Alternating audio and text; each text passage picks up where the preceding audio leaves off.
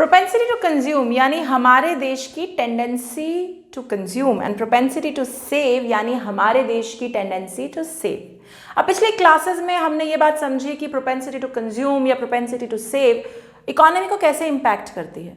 Simple शब्दों में, अगर आपकी इकोनॉमी की टेंडेंसी टू कंज्यूम बहुत ज़्यादा है तो भाई एग्रीगेट डिमांड बढ़ेगी, और अगर कहीं प्रोपेंसिटी टू सेव ज़्यादा है तो एग्रीगेट डिमांड कम होगी, क्योंकि आप सेविंग ज़्यादा कर रहे हैं, खर्चा कम। लेकिन आगे इस टॉपिक में है इनके टाइप्स, यानी प्रोपेंसिटी को जब हम पढ़ने बैठते हैं तो उसके भी कई वेरिएंट्स हैं, कई तरीके हैं जिनसे हम उसको पढ़ते हैं। और आज की वीडियो में we are going to deep dive on types of propensity. Welcome everyone, आप लोग देख रहे हैं Eco World Digital Classes. This is macro economic series for standard 12th। हमारा चैप्टर चल रहा है aggregate demand, aggregate supply, and like I said आज का टॉपिक है टाइप्स ऑफ प्रोपेंसिटी। ठीक है, तो तुम इसको ऐसे समझो, types of tendencies in the nation, और ये दो टाइप की होती हैं। प्रोपेंसिटी टू कंज्यूम, कंजम्पशन की, खर्चा करने की टेंडेंसी क्या है देश में, and propensity to save, saving करने की क्या टेंडेंसी है देश में। ठीक है, आगे प्रोपेंसिटी टू कंज्यूम को हम दो रेशियो से पढ़ते हैं। One is average propensity to consume which is APC, and marginal propensity to consume MPC. ठीक ऐसे ही दो प्रोपेंसिटीज प्रोपेंसिटी टू सेव में भी होती है, जो हम अगली वीडियो में करेंगे।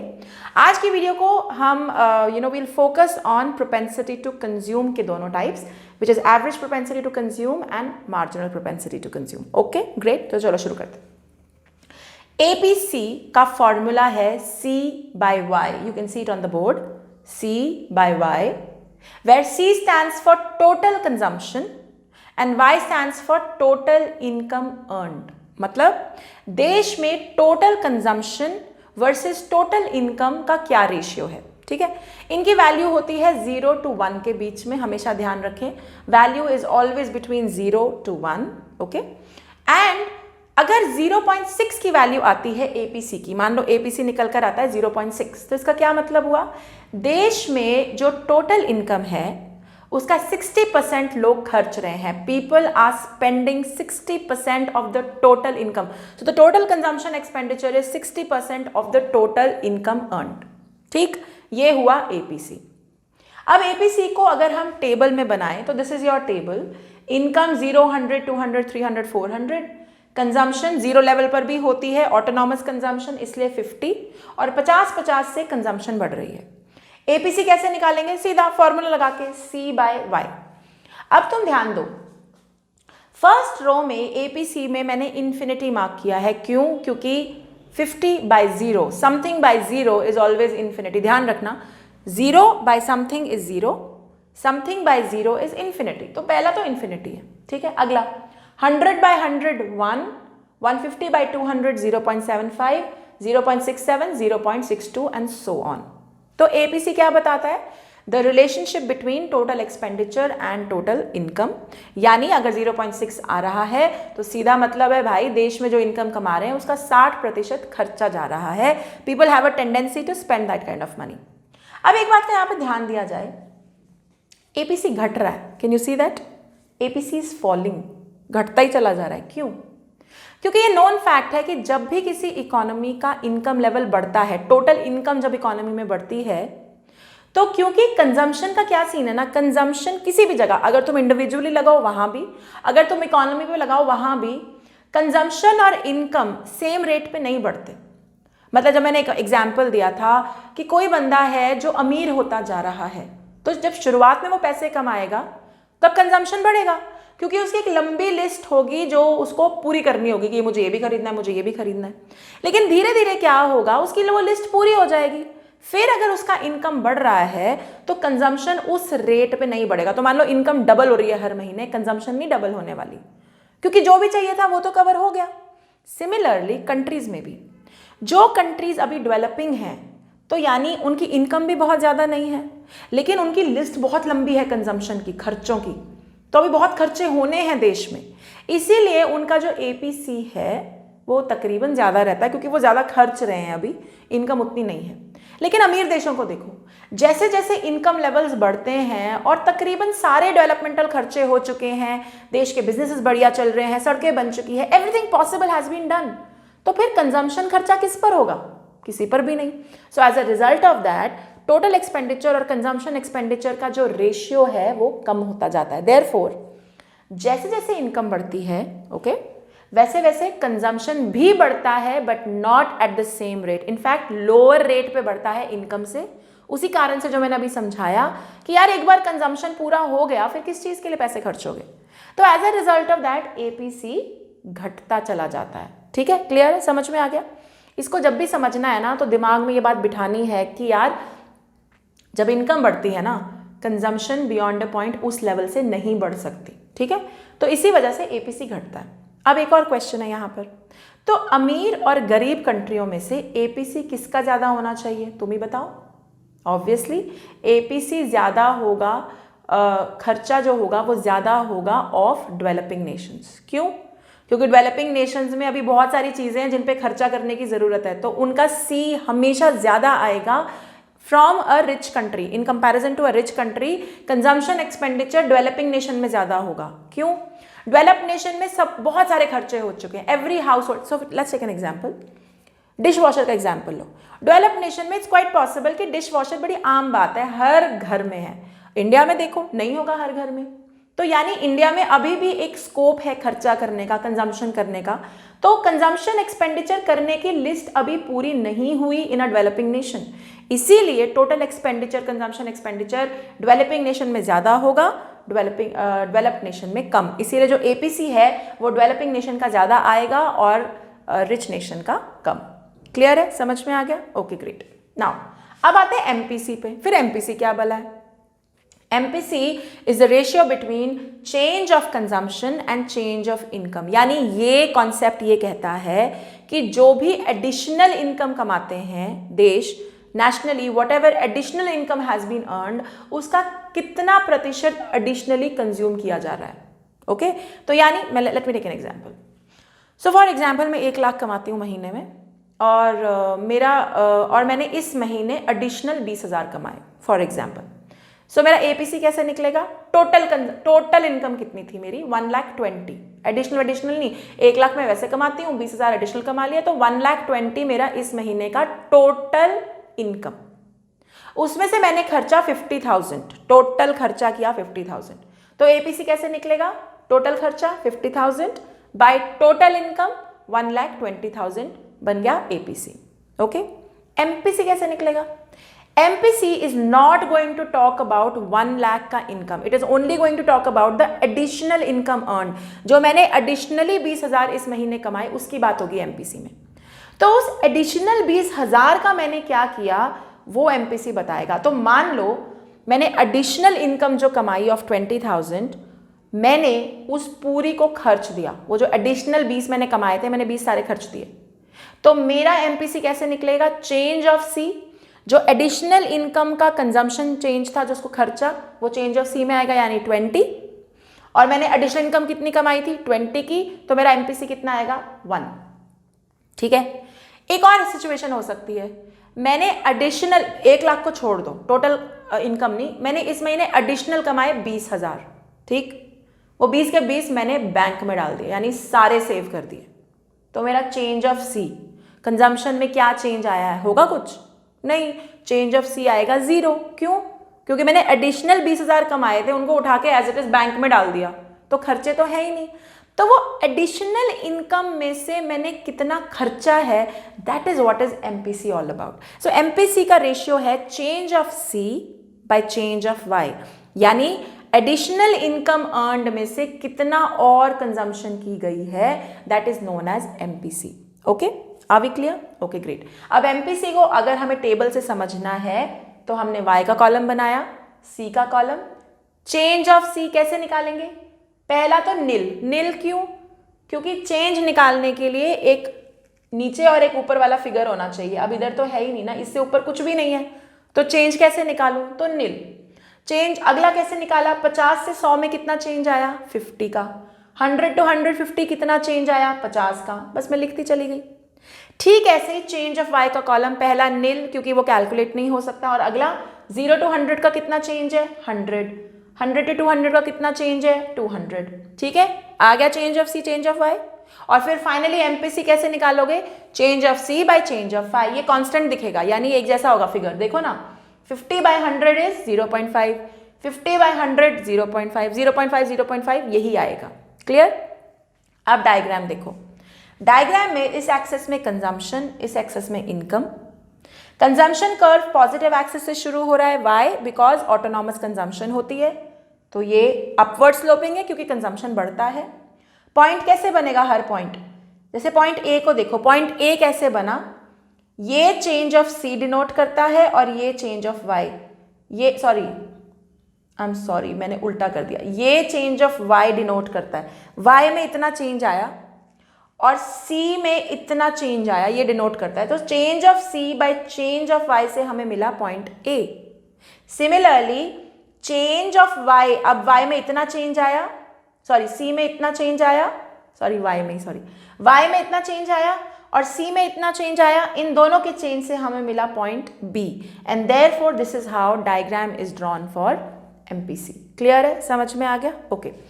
अब यहाँ पे एक चीज जो डिफ्रेंशिएट करना बहुत इंपॉर्टेंट है वो ये है कि after all what is the difference between APC and MPC. एक ही बात का ध्यान रखना, APC is about total consumption expenditure and total income. मेरा एग्जाम्पल 1,20,000 की टोटल इनकम, 50,000 का total expenditure, this is APC. Marginal propensity to consume is about additional income earn, जो तुमने एडिशनल 20,000 कमाए थे उसका तुमने क्या किया, उसको भी खर्चा या उसको सेव कर दिया, उनका relationship is marginal propensity to consume. तो जो टोटल कंजम्पशन टोटल इनकम की बात करे वो एपीसी, जो एडिशनल इनकम एडिशनल कंजम्पशन की बात करे वो एमपीसी। अब सवाल ये उठता है कि दो अलग अलग क्यों बनाने, क्यों भाई क्यों नहीं बनाने? एक तो मुझे ये समझना है कि टोटल कंजम्पशन का टोटल इनकम में से कंजम्पशन टोटल कितना होता है, लेकिन मुझे ये समझना भी जरूरी है कि क्या हमारा देश ऐसा है कि जो वो एडिशनली कमाते हैं उसको भी खर्च देते हैं। अगर किसी इकोनॉमी का एपीसी और एमपीसी दोनों ही हाई है तो मतलब भाई देश ऐसा है जो खर्चा करने में टोटल बिलीव करता है। एपीसी मतलब टोटल खर्चा भी हाई है और एमपीसी जो एडिशनल कमाते हैं उसको भी उड़ा देते हैं। अगर दोनों ही हाई हैं मतलब country has a very strong propensity to consume and as a result of that aggregate demand is going to be very very high. Clear है, समझ में आ गया? ग्रेट। अब इसके आगे हमें एक और बात समझनी है यहां पर कि क्या एपीसी 0 हो सकता है, क्या एपीसी 1 हो सकता है, क्या एपीसी नेगेटिव हो सकता है और क्या एपीसी ग्रेटर देन 1 हो सकता है। ये बहुत इंपॉर्टेंट है from MCQ point of view, please ध्यान से सुनना। एपीसी 0 कब होगा? देखो एपीसी का फॉर्मूला है C बाय वाई। एपीसी तब 0 होगा जब कंजम्पशन 0 हो। So my question to you, क्या कंजम्पशन कभी 0 हो सकती है? नहीं हो सकती। तो क्योंकि एपीसी का फॉर्मूला है C बाय वाई और C कभी 0 नहीं हो सकती, इसीलिए एपीसी कभी 0 नहीं हो सकती। ठीक, क्या एपीसी इक्वल टू 1 हो सकती है? एपीसी इक्वल टू 1 तब होगी जब C और Y इक्वल हो। फॉर्मूला क्या है? C bye Y. 50 कमाया, total expenditure 50, total consumption 50, 50 by 50 1। तो एपीसी 1 हो सकता है जब consumption is equal to income. Okay. APC negative कब होगा? जब कंजम्पशन नेगेटिव हो अपॉन वाई। अगर कंजम्पशन की वैल्यू नेगेटिव आ जाए तो एपीसी नेगेटिव हो सकता है, कंजम्पशन की वैल्यू नेगेटिव हो सकती है। कैसे? क्योंकि डिस सेविंग्स हो रही हैं। ओके, क्लियर है, समझ में आ गया? एंड फाइनली, क्या एपीसी ग्रेटर देन 1 हो सकता है? Can consumption be greater than Y? तो पिछला वीडियो याद करो। Of course consumption can be greater than Y. Initially consumption ज्यादा ही होता है इनकम से, तो क्योंकि कंजम्पशन ग्रेटर देन वाई है इसीलिए it can be greater than 1 as well. Are we clear? So nutshell में एपीसी 0 नहीं हो सकता, एपीसी इक्वल टू 1 हो सकता है जब C is equal to Y. APC negative भी नहीं हो सकता। I am sorry, I think I made a mistake here. APC negative नहीं हो सकता। क्यों नहीं हो सकता? क्योंकि माइनस C नहीं होता, कंजम्पशन माइनस नहीं होता। तो एपीसी नेगेटिव भी नहीं हो सकता और एपीसी ग्रेटर देन 1 हो सकता है कब? जब C इज ग्रेटर देन 1 तो APC ग्रेटर देन 1 होगा। अच्छा, अगर अभी भी डाउट चल रहा है कि ये मैंने कैसे बोल दिया C इज ग्रेटर देन 1, तो कुछ नहीं है ना, फॉर्मूला में लगा के देखो, लो C बाय वाई, तो C कभी 0 नहीं हो सकता, इसलिए APC 0 नहीं हो सकता। C और Y अगर इक्वल हो गए 50/50 तो APC 1 हो जाएगा, तो हो सकता है। APC नेगेटिव हो उसके लिए माइनस होना चाहिए कंजम्पशन को, जो कि नहीं हो सकता, तो APC नहीं होगा नेगेटिव। APC ग्रेटर देन 1 हो सकता है। इनिशियली क्या होता है, कंजम्पशन ज्यादा होता है, इनकम कम होती है, होता है ना।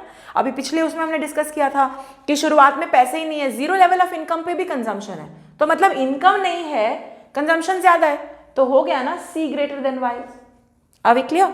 तो APC के बारे में ये 4 चीजें बड़ी ध्यान से करना, बिकॉज इन पे MCQs बहुत ज्यादा आते हैं। अभी क्लियर? यहां तक क्लियर है? Okay, now moving forward, MPC को डिस्कस करते हैं इसी तरीके से, जैसे अब हमने APC को डिस्कस किया, बिल्कुल ठीक इसी तरीके से। लेट्स टॉक अबाउट, क्या MPC 0 हो सकता है, क्या MPC 1 हो सकता है, क्या ग्रेटर देन 1 हो सकता है, क्या नेगेटिव हो सकता है, और क्या लेस देन 1 हो सकता है। तो चलो, फॉर्मूला क्या है, change of C bye change of Y। MPC 0 कब होगा, जब चेंज ऑफ C 0 हो जाए, ठीक है। तो मेरा वाला एग्जाम्पल लेते हैं, मैंने एडिशनल कमाए 20,000 रुपए और सारे 20,000 रुपए डाल दिए बैंक अकाउंट में, तो यानी खर्चे नहीं, तो मेरा चेंज ऑफ C क्या आएगा, 0 आ सकता है ना। If the entire additional income is saved, तो खर्चा तो होगा ही नहीं ना एडिशनल इनकम का, तो चेंज ऑफ C आएगा 0। अगर न्यूमरेटर 0 आ गया तो MPC भी 0 होगा, तो MPC 0 हो सकता है। ओके, नेक्स्ट, MPC 1 कब होगा, जब change of C is equal to change of Y। अगर ये दोनों इक्वल हो गए, 20 एडिशनल कमाए थे, 20 ही खर्च दिए, तो 20/20 इज 1, तो MPC 1 भी हो सकता है when change of C is equal to change of Y। Okay, third, क्या ग्रेटर देन 1 हो सकता है, यानी change of C is greater than change of Y, क्या ये हो सकता है। एक बात का ख्याल खास रखना, ये सब समझते हुए keep in mind it is about additional income, not the base income. तो ये एडिशनल 20,000 की बात हो रही है, मेरे कमाए हुए 1 लाख की बात नहीं हो रही। तो अब सोचो, जो तुमने एडिशनल 20,000 कमाए, एडिशनल 20,000 सिर्फ उसको देखना है, क्या तुम 30,000 खर्च सकते हो। जब कमाए ही एडिशनल 20,000 थे, तो 30,000 कहां से खर्च करोगे, नहीं कर सकते ना। So therefore change of C can not be greater then change of Y। Change of C greater than Y हो सकता है, टोटल कंजम्पशन टोटल इनकम से हायर हो सकता है, लेकिन 20,000 जो एडिशनल कमाया उससे ज्यादा आप एडिशनल खर्च नहीं कर सकते, सो 30,000 का नहीं हो सकता expenditure. Therefore change of C greater than change of Y नहीं होने वाला, इसलिए ग्रेटर देन 1 MPC नहीं होता।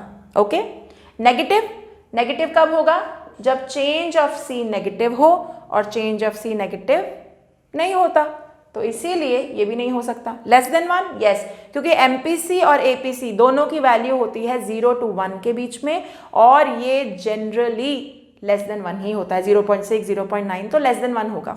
अभी क्लियर? ओके, अभी क्लियर। सो एक क्विक पॉइंट, APC 0 हो सकता है, MPC भी 0, सॉरी APC 0 नहीं हो सकता, MPC 0 हो सकता है। APC 1 हो सकता है, MPC का वैल्यू भी 1 हो सकता है। APC नेगेटिव नहीं हो सकता, MPC भी नेगेटिव नहीं हो सकता। APC can be greater than 1, MPC can not be greater than 1, and finally APC जो है can be less than 1, MPC also can be less than 1। ठीक है, आई होप यहाँ तक फंडा क्लियर है। अगली वीडियो में करेंगे प्रोपेंसिटी टू सेव डिटेल में। अगर आप लोग मुझे यूट्यूब पे देख रहे हैं तो like share subscribe and comment करना बिल्कुल मत भूलिएगा। Till then bye bye, take care.